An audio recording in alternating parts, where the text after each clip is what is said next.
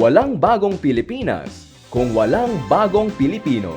Kaya naman, sa bawat infrastrukturang naipatayo, bawat ospital o eskwelahan, o anumang tulong o serbisyo mula sa pamahalaan, dapat niyong ipagmalaki na kayo po ay bahagi ng kaunlaran. Yan po ay mula rin sa inyo, ating mga responsableng mamamayan. Kaya naman, sa pagdami ng ating mga bagong taxpayers at registered businesses, sinisiguro ng BIR na lalo pang padadaliin at pahuhusayin ang mga sistema ng ahensya.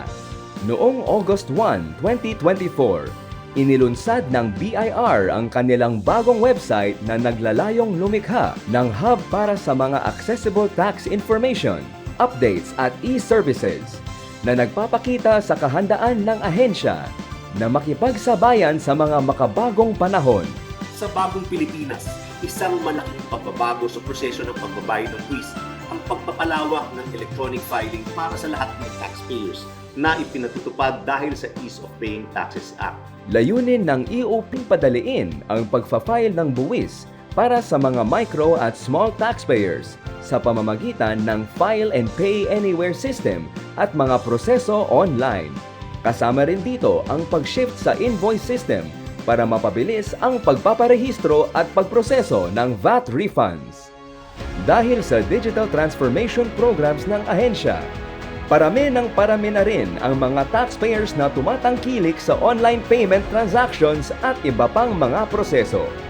Kabilang na rito ang e-filing, e-payment, e-filing returns, taxpayers ledger portal, at marami pang iba.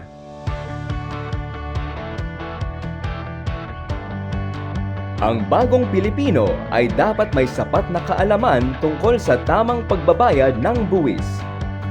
Kaya't hatid ng BIR ang mga educational roadshows na naglayong magbigay ng kaalaman sa mga bagong taxpayers sa iba't ibang panig ng bansa.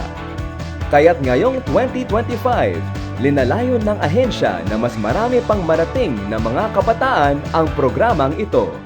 Patuloy ang proseso ng tax modernization sa BIR at marami ng hakbang ang isinagawa upang mapadali ang pagbabayad ng buwis. Bagamat may mga pag-unlad na, ang BIR ay patuloy pa rin sa proseso ng digitalization at inaasahan na sa 2028 ang BIR ay magiging ganap na digital, isang highly digital na ahensya na may mabilis at episyenteng serbisyo para sa mga taxpayers.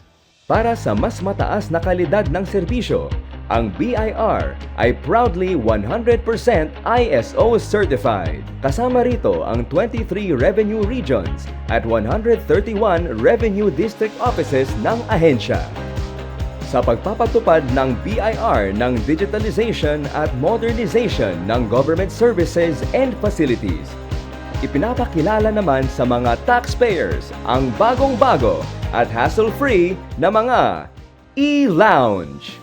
Makikita ang mga e-lounge katulad nito sa ating revenue district offices sa buong bansa na handang magbigay ng libreng access sa mga online services ng BIR para sa mga taxpayers. Mapaluzon, Visayas o Mindanao man, mas pinadali na ang pagbabayad ng tax dahil may access ka na sa aming online services. Mula sa pag-file ng inyong tax returns hanggang sa pagrehistro ng bagong negosyo, ang aming mga e-lounge ay handang tumulong sa inyo. Ilan sa mga serbisyong ito ang Electronic BIR Forms or EBIR Forms, Online Registration and Update System or ORUS, Electronic Filing and Payment System or EFPS, at marami pang iba. At ang pinakamaganda, libre ito. Wala pong bayad ang paggamit ng aming mga e-lounge. Maliban sa ilang particular na serbisyo tulad ng ONET applications na may minimal na bayad. Nandyan din ang aming BIR personnel na handang umalalay sa inyo anumang oras.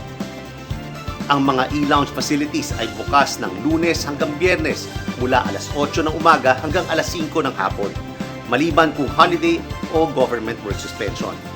Depende sa pangangailangan ng mga taxpayer, maaaring i-extend ng Revenue District Officer ang oras ng operasyon. Katuwang ng bawat Pilipino ang BIR sa pagtahak natin sa isang masaganang bansa. Ang bagong Pilipino ay mas maalam na sa usaping buwis. Ang bagong Pilipino ay tapat at responsable. Ang bagong Pilipino ay ginagampanan ang kanyang bahagi sa pagpapaganda ng ating bansa.